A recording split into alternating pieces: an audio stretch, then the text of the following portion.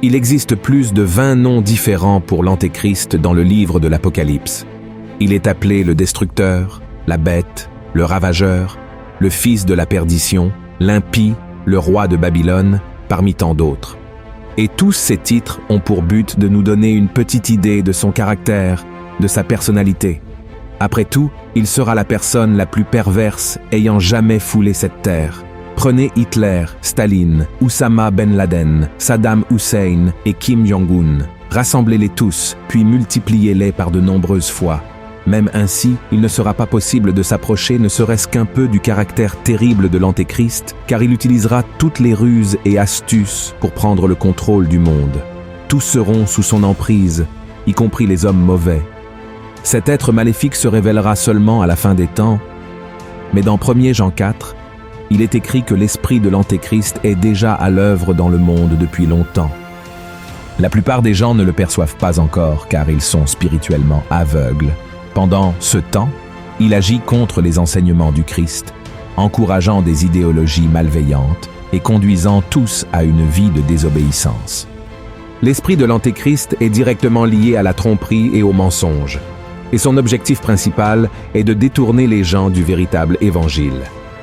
Il présente à l'humanité une fausse liberté, où chacun peut faire ce qu'il veut sans se soucier du Créateur et sans suivre ses règles. Comme l'a dit l'écrivain C.S. Lewis, Satan continue ses efforts pour rendre le péché moins offensant, le ciel moins attrayant, l'enfer moins horrible et l'évangile moins urgent.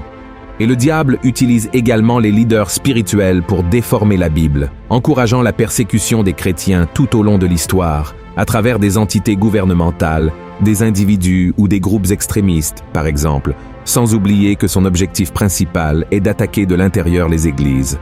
De plus en plus, l'esprit de l'Antéchrist s'est infiltré parmi les chrétiens, provoquant des conflits, des divisions, affaiblissant la foi, l'unité et l'amour, qui sont fondamentaux en ces temps si difficiles. Tout cela est une préparation à l'arrivée de cet homme maléfique appelé Antéchrist, que je crois personnellement émergera d'un lieu très important, comme le gouvernement d'un pays du premier monde ou une organisation de nations extrêmement puissante, telle que l'ONU ou l'Union européenne. La Bible dit qu'au début, l'Antéchrist sera capable d'unir les pays et les 3 principales religions de la planète, le christianisme, l'islam et le judaïsme, sous un pacte de paix et de sécurité. Cette promesse surviendra à un moment où tout semblera être perdu, où les gens et les nations seront désespérés pour un sauveur, quelqu'un qui changera le destin de la terre et leur apportera un peu d'espoir. Ensuite, avec une grande alliance formée, il parviendra enfin au pouvoir mondial et gagnera la confiance des gens avec son apparence agréable, son influence et surtout, son discours empreint de sagesse et de douceur.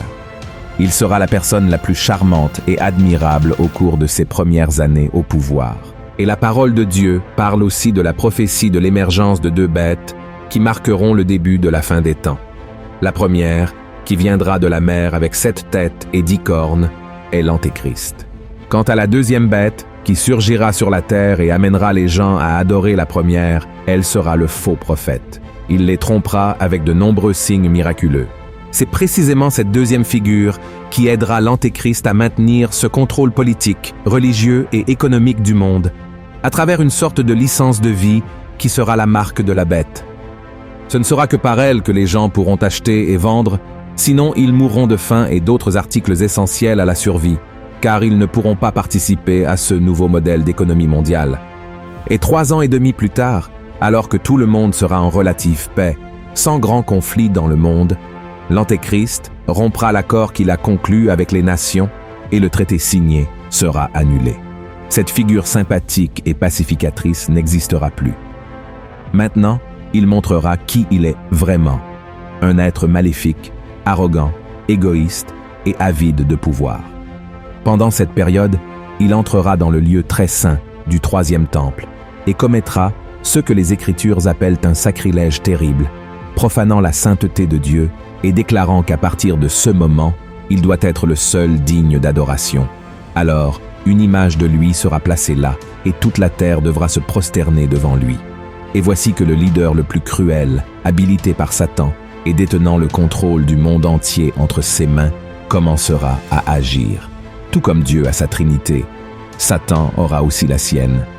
Il représentera le Père, l'Antéchrist sera le Fils et le faux prophète sera comme le Saint-Esprit, tous unis dans le but de causer le mal au maximum de personnes. En ce qui concerne le faux prophète, sachez que son rôle dans cette période de grande tribulation sera plus important que l'on pourrait imaginer. En plus de persécuter et condamner ceux qui ne se prosterneront pas devant l'Antéchrist, il agira également comme une sorte de premier ministre de ce gouvernement maléfique, gérant toutes les questions importantes, y compris l'imposition de la marque de la bête aux habitants de la terre. Enfin, l'Antéchrist attaquera toute la nation d'Israël dans le but d'exterminer les Juifs, comme les peuples ennemis de la Bible, tels que les Philistins, les Babyloniens, les Assyriens, les Ammonites, les Amalécites, les Syriens et plus récemment, les Iraniens et les Palestiniens ont tenté tout au long de l'histoire, sans succès. Mais la Bible dit qu'alors, plusieurs armées du nord, du sud et de l'est traverseront le fleuve Euphrate, et pendant un certain temps, l'Antéchrist devra suspendre son plan de destruction de la nation choisie par Dieu pour faire face à ses ennemis qui surgiront sur son chemin. Et tandis qu'ils se battent les uns contre les autres, un adversaire qu'il n'attendra pas arrivera, le Seigneur Jésus-Christ monté sur un cheval blanc, rempli de gloire et de pouvoir, accompagné de ses saints et de ses anges. Ceux ennemis qui se battaient entre eux se rallieront, dirigés par l'Antéchrist, pour combattre le roi des rois et le Seigneur des seigneurs, dans une bataille appelée Armageddon. Cet endroit en Israël sera le champ de bataille le plus impressionnant qui puisse exister, car ce qui semblait être une guerre de siècles sans fin durera le temps d'un souffle. Oui, d'un simple souffle. Le Christ détruira toutes les personnes rebelles sur la terre, et la destruction sera si grande que le chapitre 19 de l'Apocalypse dit que Dieu devra appeler les oiseaux du ciel de toutes les parties du monde pour se nourrir des cadavres qui giseront sur le sol. Ensuite, Jésus détruira l'Antéchrist et le faux prophète. Il désarmera également les armées, renversera tous les alliés et désintégrera toutes les alliances maléfiques. Satan sera emprisonné dans un lieu appelé Hadès, et après que les oiseaux auront fait le nettoyage et que tout le mal aura disparu, il ne restera sur la terre que ceux qui croient en Christ et qui ne se sont pas rebellés contre lui. Le royaume de Jésus sera établi ici pendant 1000 ans. La Bible dit que ceux d'entre nous qui ont vécu et ont été enlevés seront avec lui et l'aideront à administrer ce qui se passera pendant le millénaire. Le roi David sera son bras droit. Dans ce royaume de Jésus, tout ce qui a été créé par le Père dans le Jardin d'Éden, mais qui a été détruit par le péché, reviendra encore mieux. Mais l'histoire ne s'arrête pas là. La mort physique ne sera pas suffisante pour les incroyants. Dieu lui-même s'assiera sur le grand trône blanc et sa majesté sera si puissante que la terre et le ciel fuiront devant sa présence. Ensuite, les morts, c'est-à-dire tous les incroyants, grands et petits, se tiendront devant le trône blanc et les livres seront ouverts.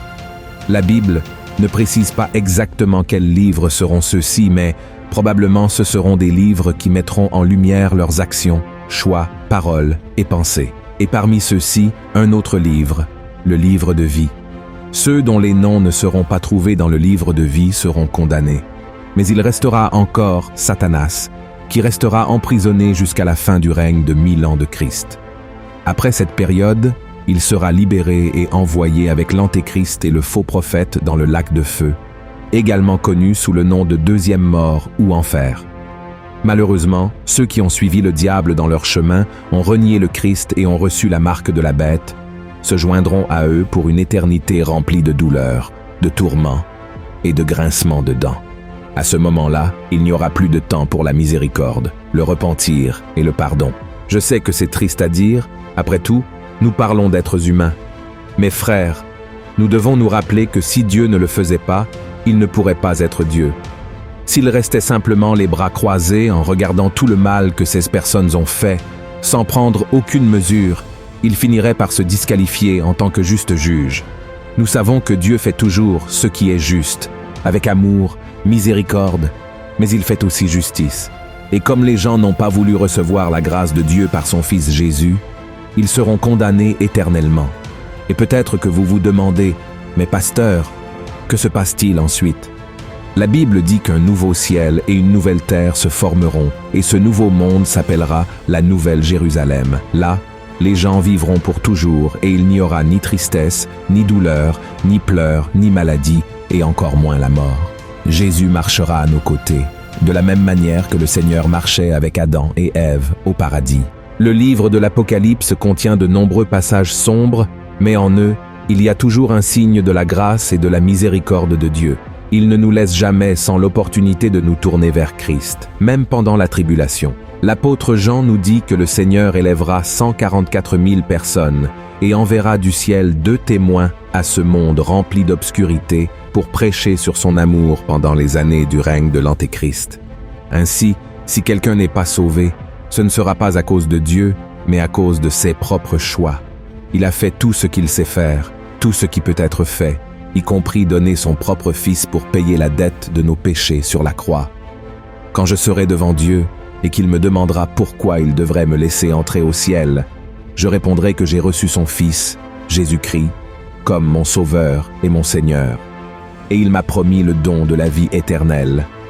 C'est la confiance que vous devez avoir lorsque vous êtes devant le Seigneur. Et si vous n'avez pas encore cette certitude, ou que vous soyez en train de m'écouter maintenant, ce message est pour vous. Acceptez Jésus, livrez-vous à lui pendant qu'il en est encore temps. Amen. Dieu ne vous a pas amené jusqu'à la fin de cette vidéo seulement pour que vous en appreniez davantage sur l'Apocalypse, mais aussi pour vous dire qu'il vous aime beaucoup, que Christ est mort pour vous et qu'il existe également un chemin ouvert pour vous aller au ciel. Il vous suffit de le vouloir, alors ne remettez pas à plus tard. Amen. Et si vous souhaitez maintenant remettre votre vie à Jésus, je veux faire une prière et que vous puissiez également la faire là où vous êtes, avec votre cœur ouvert, en disant les mots à voix haute. Amen. Prions. Répétez ces mots avec moi. Seigneur Jésus, je t'accepte comme mon Seigneur et Sauveur. Je reconnais que le Seigneur est venu dans ce monde, est mort pour nos péchés et est ressuscité le 3e jour. Jésus, je me repens de mes péchés. Je veux marcher avec toi chaque jour. Inscris mon nom dans le livre de la vie. Change mon histoire, Seigneur. Efface mon passé et transforme mon cœur. Je crois que le Seigneur est le chemin, la vérité et la vie. Et je veux être avec toi tous les jours. Je veux obéir à ta parole. Je veux pardonner comme le Seigneur m'a pardonné. Et je veux aimer comme le Seigneur m'a aimé. Aide-moi à être fidèle jusqu'à la fin. Au nom de Jésus, je prie et je crois. Amen. Gloire à Dieu. Oh mon cher frère, si tu as fait cette prière de tout ton cœur, à partir d'aujourd'hui, mets en pratique ce que tu crois. Si tu crois en Jésus, cherche à marcher comme lui a marché, suis ses voies, obéis à sa parole, et je crois que tu ne seras plus seul à partir d'aujourd'hui. Le Saint-Esprit sera dans ton cœur.